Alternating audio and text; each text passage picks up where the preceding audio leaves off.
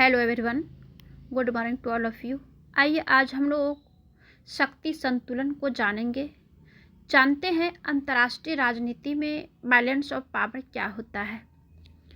प्रश्न आता है कि शक्ति संतुलन क्या है, इसकी प्रकृति और फिर इसकी परिभाषा, इसका प्रकार और इसकी विशेषताएं क्या है। कभी कभी आता है कि शक्ति संतुलन क्या है और सामूहिक सुरक्षा में इसका क्या अंतर है। सामूहिक सुरक्षा और शक्ति संतुलन में क्या अंतर है, इसी की वजह से हम शक्ति संतुलन से पहले हम सामूहिक सुरक्षा को पढ़े। पिछले क्लास में हम लोग सामूहिक सुरक्षा क्या है इसे हम जाने और फिर आज शक्ति संतुलन क्या है इसे हम जानते हैं। तो दोनों में संबंध भी पूछ देता है और दोनों में अंतर भी पूछता है, इसलिए इन दोनों शब्द को जानना ज़रूरी था और इन दोनों के बारे में पूरा डिटेल से जानना ज़रूरी है। तो शक्ति संतुलन क्या है, आइए इसे हम जानते हैं। शक्ति संतुलन एक प्रक्रिया है। शक्ति संतुलन एक प्रक्रिया है जिसके द्वारा दो देशों की व्यक्तियों के बीच समानता लाने का कार्य किया जाता है। दो व्यक्ति हो जाए या दो देश हो जाए, जिससे ना दो देशों में से कोई भी देश दूसरे पर वर्चस्व जमाने का प्रयास करे और शांति व्यवस्था को स्थिर रखा जा सके। तो शक्ति संतुलन के द्वारा जो है दो देशों के मध्य के विरोध को रोका जाने के लिए और दूसरे देश के प्रति हीन भावना के विकास में जो है इसे रोकथाम करने का प्रयास किया जाता है। यही जो है शक्ति संतुलन है।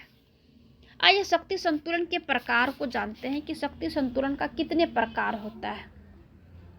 शक्ति संतुलन का तरीका जो है किस तरह से इस्तेमाल किया जाता है जिससे कि विश्व में शांति व्यवस्था बना रहता है। इसमें सबसे पहला है कि एकजुट होना। अब इसे आप अपने तरह से भी लिख सकते हैं। अगर इसमें जो है किसी भी तरह का अगर क्वेश्चन आता है तो सिर्फ पॉइंट याद रखना है कि एकजुट होना।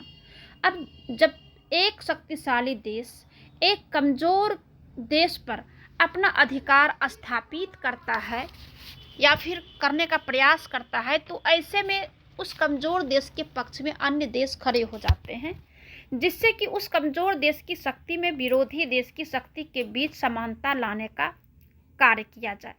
जैसे कुछ दिन पहले इजराइल और फिलिस्तीन के बीच जो है झगड़ा हुआ, तो सब लोग जानते हैं, हम लोग जानते हैं कि इजराइल जो है बहुत ही शक्तिशाली है फिलिस्तीन के एवज में। तो दोनों में जब युद्ध होने लगा तो सारे देश, ऐसा नहीं है कि फिलिस्तीन के पक्ष में जो है युद्ध करने लगा, यानी कि जो कमज़ोर देश है, जैसे फिलिस्तीन जो है कमज़ोर है, तो इसके पक्ष में जो है लोगों का कहना हुआ, कंट्री का कहना हुआ कि जो भी समस्या है इसे अंतर्राष्ट्रीय मंच पर आकर के जो है समाधान कर लें। और ऐसा नहीं है कि फिलिस्तीन कमज़ोर है तो फिलिस्तीन को जो है संपूर्ण जो है नष्ट कर दिया जाए, ऐसा नहीं होना चाहिए। तो इसीलिए जो है एकजुट होना ये शक्ति संतुलन का पहला प्रकार है। दूसरा है शस्त्रीकरण।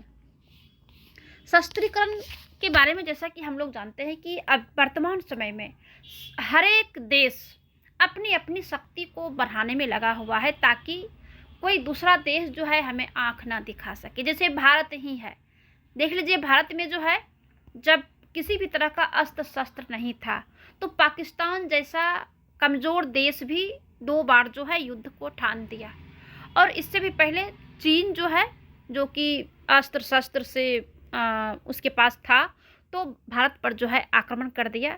इसके बावजूद कई बार चीन जो है तनाव कर लेता है भारत के साथ और फिर युद्ध करने के लिए जो है तैयार हो जाता है। लेकिन भारत ने भी समझा कि हमें सबसे पहले जो है शस्त्र को ही एकत्रित करना पड़ेगा, जो आधुनिक हथियार जो है, तो इसे जो है हमें रखना होगा ताकि हमें कोई देश जो है आंख ना दिखा सके। और ऐसा ही होता है, जिस देश के पास में अस्त्र शस्त्र से लेस रहता है जो देश, उससे जो है कोई अन्य देश टकराने के लिए जो है एक बार सोचता है। तो दूसरा जो प्रकार है शस्त्रीकरण का है। तीसरा है निशस्त्रीकरण। अब ये शस्त्रीकरण जब है तो फिर निशस्त्रीकरण कैसे हो सकता है? यह शक्ति संतुलन की एक महत्वपूर्ण प्रक्रिया है। क्या प्रक्रिया है? शस्त्रीकरण मीन्स हो गया कि सारे देश शस्त्र को रख रहा है। निशस्त्रीकरण में है कि जितने भी देश के पास आधुनिक और पौराणिक जो हथियार है उस पर जो है नियंत्रण करे, या जो जिसके पास है अब जो है उस पर नियंत्रण करे, ताकि क्या होगा कि सैन्य शक्ति में सैनिकों का जो संख्या में कटौती करना, या वर्तमान समय में शस्त्रों की जो होड़ है या शस्त्र को एकत्रित करने का जो दौर जो देखने को मिल रहा है, तो इसे जो है निशस्त्रीकरण में बढ़ावा दिया जाए। तो कोई एक देश के बारे में नहीं कह रहा है, ये संपूर्ण देश के बारे में कह रहा है, समझ गए। तो उसके बाद है फूट डालो शासन करो की नीति। यह भी शक्ति संतुलन करने का एक प्रमुख तरीके के रूप में देखा जाता है। इसमें एक देश दूसरे देश को अन्य किसी देश का दुश्मन बना देता है और ऐसा करके वह अपनी शक्ति में वृद्धि करता है। यह नीति शक्ति संतुलन के लिए जो है थोड़ा कम लाभदायक है। ठीक है, आइए जानते हैं अब शक्ति संतुलन की विशेषता को। क्या है शक्ति संतुलन की विशेषता? शक्ति संतुलन की विशेषता को ज़्यादातर जो है पॉइंट को याद रखना है, और पॉइंट के आधार पर ही आपको समझ में आ जाएगा कि हम इस पॉइंट में क्या कहना चाह रहा है। इस पॉइंट में अगर क्वेश्चन आता है तो इस पॉइंट में हमें क्या लिखना है। पहला है बड़े राज्यों की भूमिका, रोल ऑफ बिग स्टेट। जो बड़ा राज्य है उसकी क्या भूमिका रहता है? इस अवधारणा में जो प्रमुख भूमिका है वो बड़े राज्यों के बारे में है, यानी शक्तिशाली राज्यों द्वारा निभाई जाने वाली जो उसका जो रोल है उसके बारे में बताया जाता है। शक्ति संतुलन की अवधारणा में छोटे और शक्तिहीन राज्यों की कोई भूमिका नहीं होती है, वो जो है सिर्फ मूक दर्शक के रूप में जो है बना रहता है। दूसरा आता है संतुलन। अंतर्राष्ट्रीय राजनीति में संतुलन का अर्थ है कि एक देश को इतना शक्तिशाली नहीं बनने देना चाहिए जिससे कि दूसरे को सुरक्षा में खतरा हो जाए। ठीक है। तीसरा है कि हर राजनीतिक व्यवस्था में संभव, possible in every political system. क्या है कि शक्ति संतुलन जो है इसकी अवधारणा की यह एक विशेषता है कि इसके लिए किसी विशेष राजनीतिक व्यवस्था की जो आवश्यकता नहीं होती है, लेकिन शक्ति संतुलन की अवधारणा किसी भी राजनीतिक व्यवस्था में मौजूद हो सकती है, चाहे वह लोकतांत्रिक सरकार हो या तानाशाही सरकार हो। तो ये जो है राजनीति में संभव है, चाहे वो किसी भी तरह का संसदीय है, लोकतांत्रिक हो या साम्यवादी हो या फिर जैसा भी हो। चौथा है परिवर्तनकारी, चेंजेबल है। शक्ति संतुलन की अवधारणा एक महत्वपूर्ण विशेषता यह है कि यह हमेशा परिवर्तन होते रहता है, ये अस्थायी नहीं होता है। कभी कोई और देश शक्तिशाली हो जाता है तो कभी दूसरे देश शक्तिशाली हो जाता है, ये जो है प्रक्रिया चलते रहता है। आगे है स्थिति का समर्थन, सपोर्ट ऑफ स्टेटस क्यू। शक्ति संतुलन की जो अवधारणा है ये स्थिति का समर्थन करना, ये भी एक इसकी विशेषता है। जैसा कि हम कह सकते हैं कि शक्ति संतुलन की अवधारणा वर्तमान विश्व व्यवस्था के रखरखाव का समर्थन करता है। ठीक है। आगे है युद्ध की आवश्यकता। जो शक्ति संतुलन है वो नेसेसिटी ऑफ वार हो जाता है, युद्ध की आवश्यकता हो जाती है। शक्ति संतुलन की अवधारणा युद्ध की आवश्यकता पर जोर देता है, क्योंकि शक्ति में की जो अवधारणा है वो वास्तविक में परीक्षा का युद्ध है, परीक्षा युद्ध ही होता है। शक्ति संतुलन की अवधारणा एक परीक्षा है, जब तक कि युद्ध नहीं हो जाता है तब तक किसी के शक्ति का जो है संतुलन नहीं बना रहता है, और जब युद्ध शुरू होता है तो शक्ति संतुलन को खो जाता है। आगे है उद्देश्य और व्यक्तिवादी विचार। शक्ति संतुलन की विशेषताओं में से एक यह है कि इसकी विषय वस्तु में उद्देश्य और व्यक्तिपरक दोनों के विचार या दृष्टिकोण शामिल होता है। आठवां जो है अधिकांश राज्य, प्लुरलिटी ऑफ स्टेट्स। शक्ति संतुलन की अवधारणा की यह विशेषता है कि इसके कामकाज के लिए अधिक राज्यों की आवश्यकता होती है। आगे है राष्ट्रहित को अधिक महत्व देना, ये तो सबसे ज़रूरी है। ये एक इसकी विशेषता कहा जाता है कि जो कोई भी देश है वो अपने अपने देश के राष्ट्रहित को जो है पहले रखता है, उसके बाद जो है किसी अन्य वर्ड को देखता है।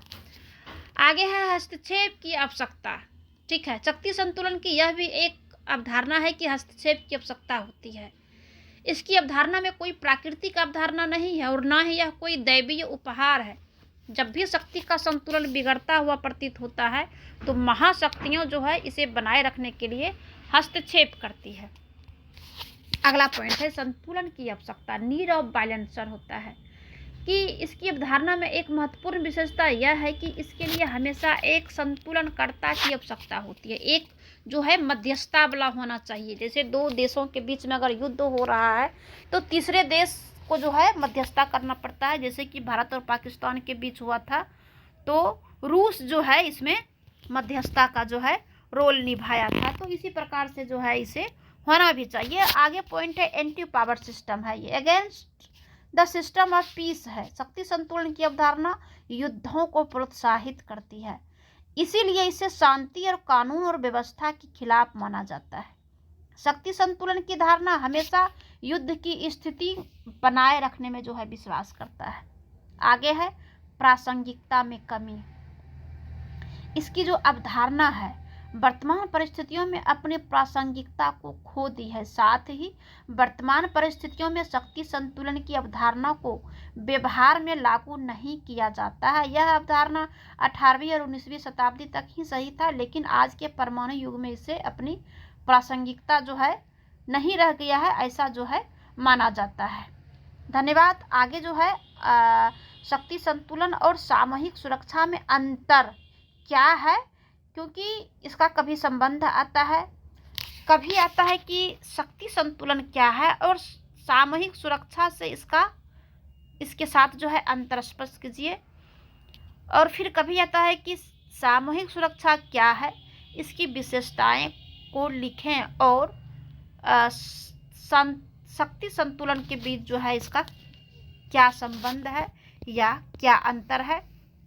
तो अगले क्लास में जो है हम इसकी अंतर को भी जान लेते हैं, शक्ति संतुलन और सामूहिक सुरक्षा के बीच क्या अंतर है।